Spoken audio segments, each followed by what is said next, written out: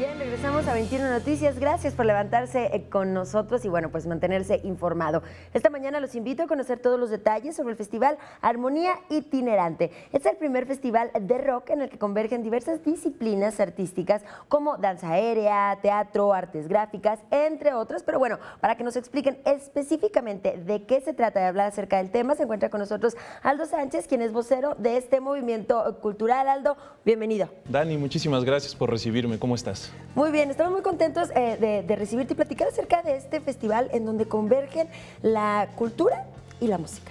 Es correcto, este festival invita a todo el público, al público en general, porque hay que decirlo, es para todas las edades, a que disfruten de un concierto de rock con bandas de la escena independiente mexicana, pero también a que se acerquen un poco a nuestras raíces. El festival gira un poco en torno a todo lo que tiene que ver con el Día de Muertos, así que también combina un ritual y pues para despedir el Día de Muertos como se debe todavía en el mes de noviembre, claro. Ahorita que está toda esta onda de que ya están los arbolitos de Navidad, que ya están los Santa Clauses, pues no, aquí queremos hacer como un pequeño paréntesis, vamos a despedir bien el Día de Muertos y pues bueno, esa es la invitación. También en este festival se van a poder encontrar con funciones de microteatro, este concepto que pues es como una especie de obra de teatro en corto, lo que vendría siendo el equivalente a un cuento y la novela en el teatro.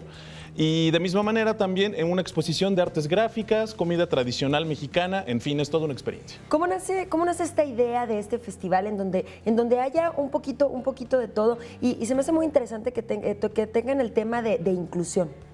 Es correcto, el festival esta es la tercera edición en la que se lleva a cabo y pues la idea es un poco pues sí, hacer un concierto de rock, que nos gusta el rock, pues bueno, disfrutar de bandas que están sonando, pero pues no nada más llevarnos eso, ¿no? Sino también de repente pues entablar puentes entre distintas artes, como por ejemplo te decía el teatro y demás, entonces es una experiencia un poco más llena, más completa y pues bueno, finalmente como dices, y creo que es muy importante, también es abierta a todo público, porque a veces también en los foros donde se toca rock, únicamente se le abre las puertas a mayores de 18 años, ¿no?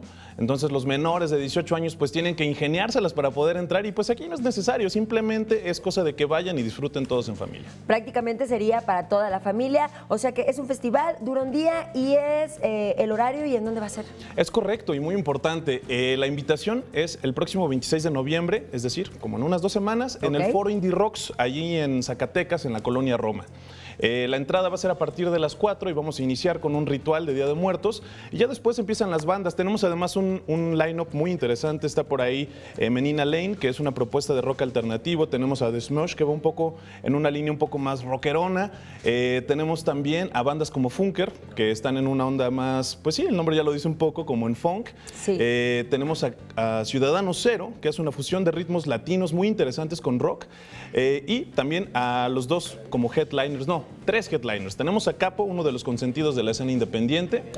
A Los Fascinantes, una banda de Querétaro con un rock melódico muy, muy lindo.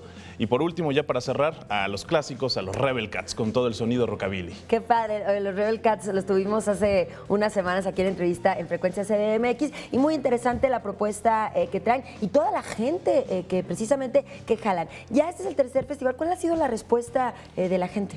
Pues le ha ido muy bien, el año pasado tuvimos la enorme fortuna de contar con los chicos de Urs Bajo el Árbol como headliners y pues la gente se volvió loca, ¿no? Le gustó mucho, pues justo esta fusión de que no nada más es música, sino que pues es una experiencia completa, porque al mismo tiempo que está sonando una de tus bandas favoritas, bueno, acaba y pues no te quedas ahí nada más esperando, ¿no? Sino que puedes salir y disfrutar de un ritual o a lo mejor de alguna bebida o incluso de un espectáculo de danza aérea, como va a ser este caso también.